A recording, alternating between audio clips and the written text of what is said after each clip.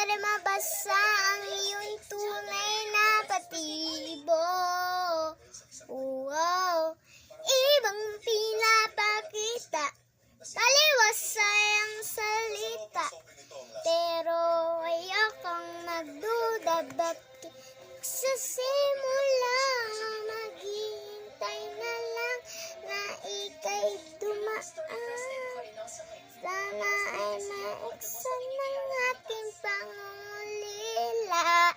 Si Bini Maloy ang wallpaper ko, parang di naman siya ang Bini Maloy.